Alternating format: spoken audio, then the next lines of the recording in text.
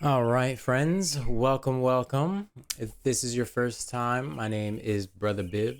Hey, felt that good for.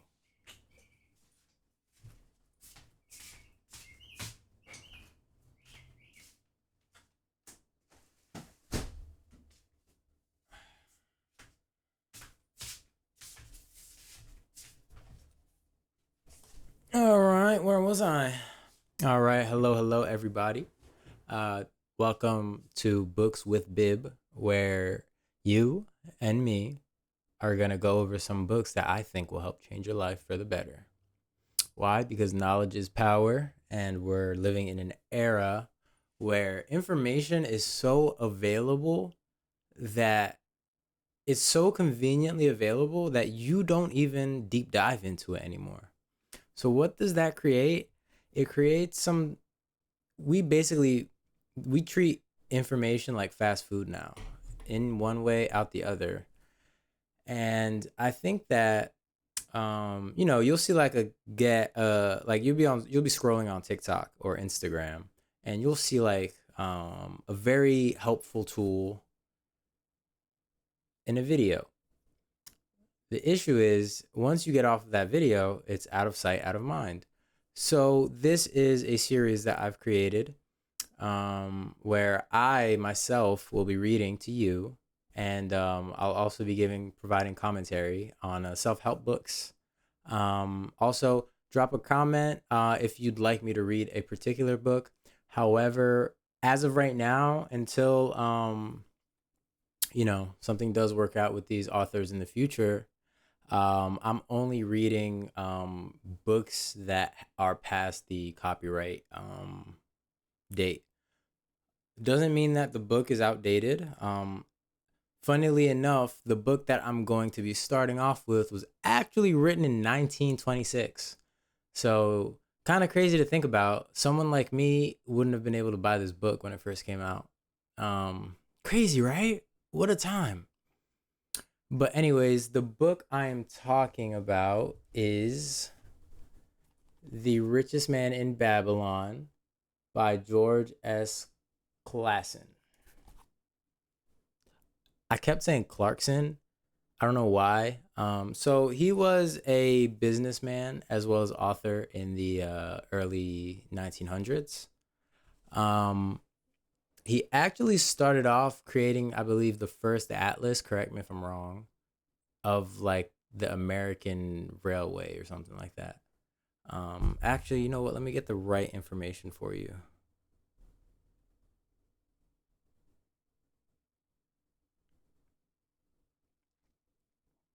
Yeah, so he was born in Louisiana, Missouri. He attended the University of Nebraska and served in the United States Army. Um, yeah, so his first business endeavor was the Clason Map Company, and he started that in Denver, Colorado, and he published the first road atlas of the United States and Canada. But unfortunately, his business did not survive the Great Depression. But guess what did survive? This book. So you know it's good. So we're gonna dive into this, and my hope for everybody that is following me on this journey is that whether you finish this video, whether you click off or not, I hope you learned something new. If you do stay on, I left a surprise at the end of the video. I might edit this out actually because I want the first person to actually finish one of my videos to deserve it and earn it. So yeah, I might just take this part out. I might not. Who knows? Because at this point, we're at 4 minutes. So if you followed this long, then I rock with you. You deserve it. So let's get started. Now, I am gonna skip the.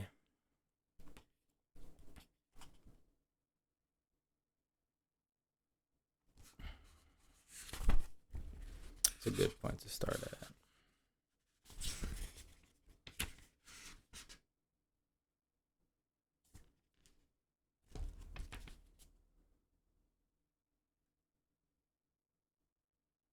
You know what? Let's just start.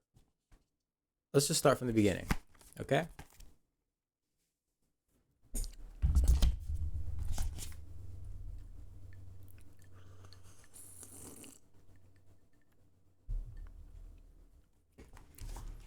Oh, also, actually, before we get started, special shout out to my first sponsor, Karam Sample. Check them out. They are a clothing brand located in Philadelphia. That's their logo right there, actually. But I'll definitely put it down here, link in bio as well. Check them out. They got some dope clothes coming out this season, and yeah. Also, my first sponsor, so you know I gotta show love in the first video. You dig what I'm saying?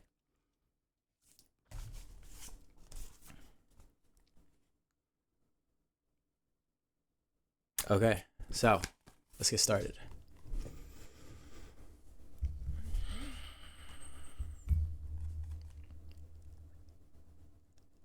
A historical sketch of Babylon. In the pages of history, there lives no city more glamorous than Babylon. Its very name conjures visions of wealth and splendor. Its treasures of gold and jewels were fabulous.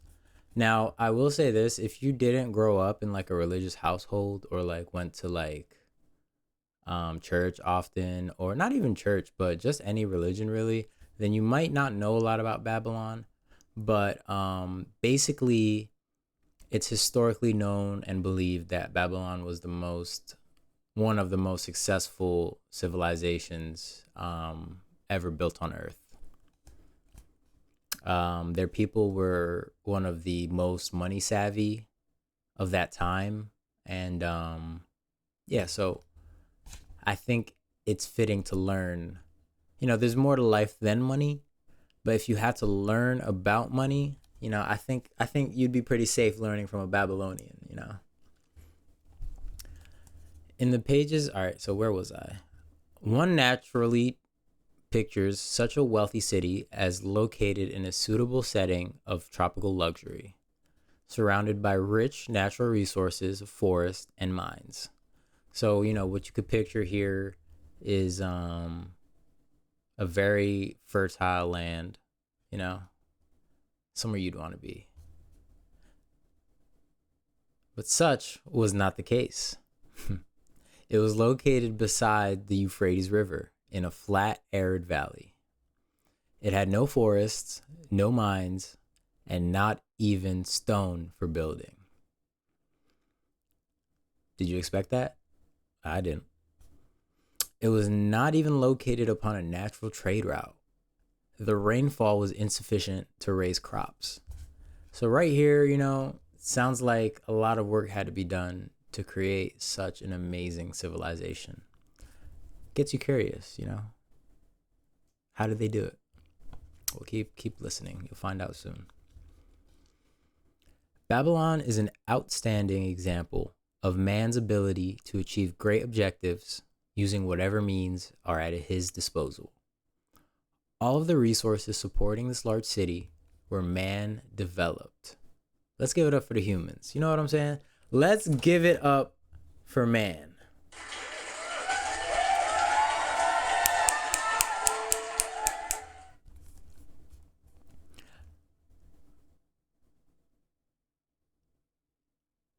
Babylon possessed just two natural resources: fertile soil and water in the river. With one of the greatest engineering accomplishments of this or any other day, Babylonian engineers diverted the waters from with one of the greatest engineering accomplishments of this or any other day, Babylonian engineers diverted the waters from the river by means of dams and immense irrigation canals. Far out across the arid valley went these canals to pour the life-giving waters over the fertile soil. So they had engineers too. Interesting. This ranks among the first engineering feats known to history. Such abundant crops as were the reward of this irrigation system, the world had never seen before. Fortunately, during its long existence, Babylon was ruled by what? Let's find out.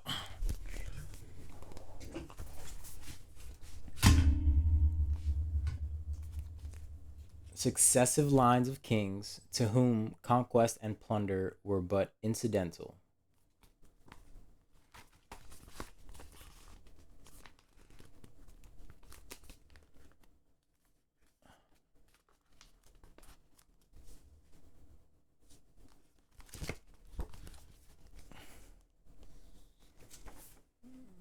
Maybe I should make this smaller. No, man.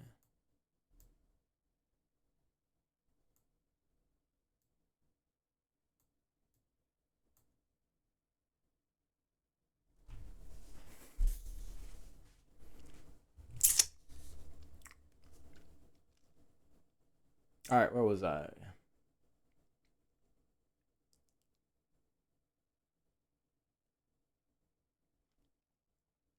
While it engaged in many wars, most of these were local or defensive against ambitious conquerors from other countries who coveted the fabulous treasures of Babylon. The outstanding rulers of Babylon live in history because of their wisdom, enterprise, and justice. Babylon produced no strutting monarchs who sought to conquer the known world that all nations might pay homage to their egotism. As a city, so basically what they're saying as well is Babylon had great rulers. I know that historically, especially if you're following religious history, Babylon's a very questionable place, and I don't doubt you. But listen, you got to realize if they were able to, it kind of reminds you of a country right now. Like, there's so much abundance that everybody can do whatever they want. You know what I'm saying? And get away with it. Pretty much, almost. You know what I'm saying? But it might ring a little close to home. Now, but yeah, so they had no crazy dictators. So it was really an impressive place to be. When you think about it. As a city, Babylon exists no more. When those energizing human forces that built and maintained the city for thousands of years were withdrawn, it soon became a deserted ruin. The site of the city is in Asia, about 600 miles east of the Suez Canal, just north of the Persian Gulf.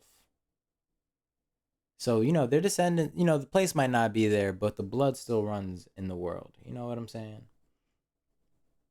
The latitude is about 30 degrees above the equator, practically the same as that of Yuma, Arizona. It possessed a climate similar to that of this American city, hot and dry. I've never been to Arizona personally, but I do know it gets really hot in the summer. Today, this valley of the Euphrates, once a populous irrigated farming district, is again a windswept arid waste. Nothing grows there basically. Scant grass and desert shrubs strive for existence against the wind-blown sands. Gone are the fertile fields, the mammoth city, and the long caravans of rich merchandise. Nomadic bands of Arabs, securing a scant living by tending small herds, are the only inhabitants. Such it has been since about the beginning of the Christian era. Dotting this valley are. That just made me think about something. Very interesting. Dotting this valley. This book is such an interesting read, especially if you like. I'm reading that. We're reading this. We're gonna be reading this book for financial purposes, and just to cheat. Like you're by the time I end this book, you should know what to do with your money when you acquire it. Because the thing is in life, it's not always about how much you make, it's about what you do with what you make. And this book explains it perfectly, which we'll find out with Books with Bib. So stay tuned.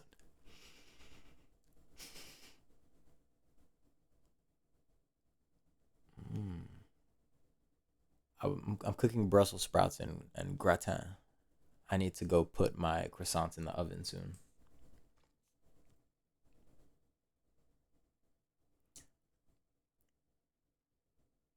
Dotting this valley are earthen hills.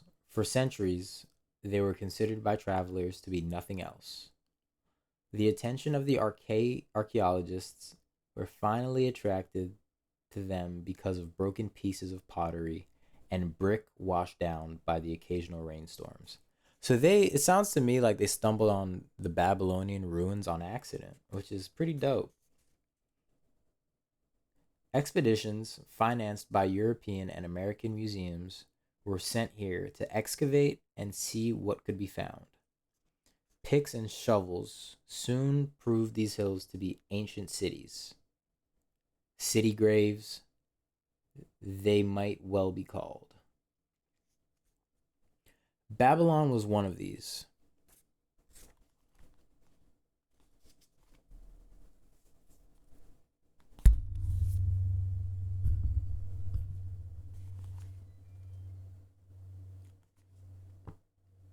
Babylon was one of these.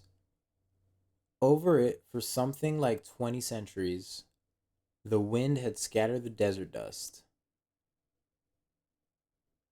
Built originally of brick, all exposed walls had disintegrated and gone back to earth once more. Such is Babylon, the wealthy city today. A heap of dirt, so long abandoned that no living person even knew its name until it was discovered by carefully removing the refuse of centuries from the streets and the fallen wreckage of its noble temples and palaces. So basically, people have been walking around this area whole time. It was Babylon. Wow. You could be walking on gold and you didn't even know. Imagine somebody brought a piece of clay to a museum and they were like, "Yo, this is Babylon." Instant money right there.